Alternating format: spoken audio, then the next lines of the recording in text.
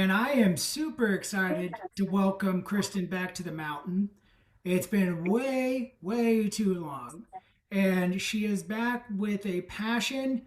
And with that being said, Kristen, the summit is yours. Hello, good afternoon, everyone. For those of you that do know me, I like to usually open anytime I speak in prayer. So if you wouldn't mind, just quiet yourselves. Dear Heavenly Father, we come to you right now, and I just pray that you would give me the words to say today, to touch whoever needs to hear them. Lord, I pray that you would place whoever needs to hear this message or any of the messages that were given today in the path of this live or the video replay afterwards, and so they could find some hope and healing. And we pray all these things in your name. Amen. So for those of you guys that don't know me, since it has been a very long time, I want to give you a little bit of my like big long backstory so that the rest of what I want to talk about makes sense. Um, let's just say I have a genetic disorder that I was born with that is very rare. I've been very medically unfortunate in my life. You know, the saying, a cat has nine lives. Kristen has about 20. Um, I shouldn't be here by all intent and purposes, but here I still am today, and I have the good Lord to thank for that. I have several different disorders, the one I was born with, and one that I acquired through domestic violence with my ex-husband, and one that I acquired through a violent situation at the hospital while I was working as a registered nurse. Um, in 2018, in April, I was taking care of a man in withdrawal from drugs and alcohol that struck me in the back of my head, giving me severe traumatic brain injury that left me in a wheelchair, unable to um, care for myself at all, unable to use the bathroom, unable to remember my kids' names, unable to speak, swallow, um, anything, unable to do anything. Would spend the next, well, I'm still spending time recovering from all of those things. Um, and today, over the course of recovering from all of those things, which is why I haven't been back since the first one, the last several ones, I was in the hospital. But I am proud to say today I'm doing well, and I still choose to wake up every single day and fight for my tomorrow. With that being said, I today marks a month since I lost my grandfather, who was very special to me. So sorry if I get emotional. Um, my grandfather was one of the only people, one of the very few people in my life that when he spoke to me and told me something, I took it for what it was. I took it for face value. I took it for truth. And especially when he would tell me how proud he was of me or something, I believed him because he was. Um, but I want to give, that to him and that type of loss as well. But what I really want to talk about today is what Raquel just pointed out that you, Javier, had said is the loss of the identity of your own self and the fear of losing again, which keeps you stuck where you're at. I chose not to stay stuck where I was during all the medical misadventures in my childhood. I chose to go on to nursing school to become a nurse to help people like me that were less unfortunate, that were in the hospital in those situations. And fortunately and unfortunately, over my 13 years as a nurse, I have held a lot of hands as people have passed from this place to their next resting place. That has been one of the greatest honors of my life, but also one of the greatest traumas of my life. And I believe that it made me very numb and very cold to loss for a very long time, uh, which made me struggle in the loss of my own old self and getting past that. I use, as people have mentioned over the day, comedic relief. People say I'm funny all the time. Um, and sometimes too much at the inappropriate time. Um, but I've used things like that, comedic relief, shutting it back, staying busy, just not really addressing things, running, building walls. You know, you could use all those things to not really like address the loss of myself because I didn't want to accept it. So just like, anyone, if you have an addiction to alcohol, and you don't accept, they say that's the first step, right? You have to accept that you have a problem, before you can move on. Well, I didn't accept that. I I didn't want to accept that my old self was gone, and I was just very stubborn to the core for a lot of years. But as someone said, time doesn't stop, right? It keeps going. Uh, so here I am, and I keep going. And what I want to say to people about grief, loss in general is I hate it when I hear the term, well, why haven't you moved on yet? It's been long enough. You can move on.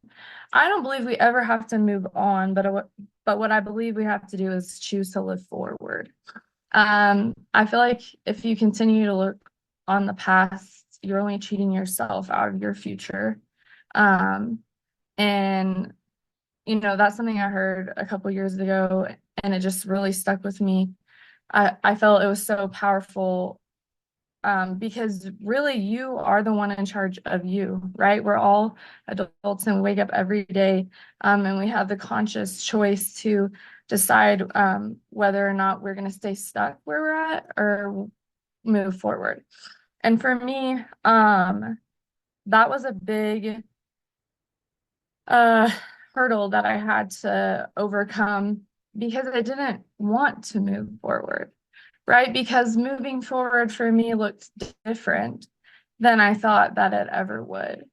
See, what I used to think moving forward would feel like this big dream house of mine.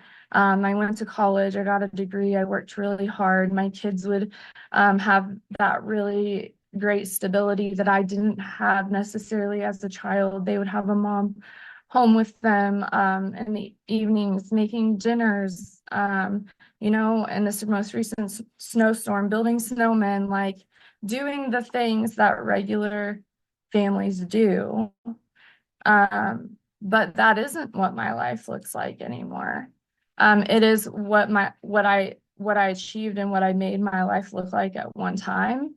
But that doesn't mean that the life I live today is any less valuable than the life that I lived that however many years ago it was.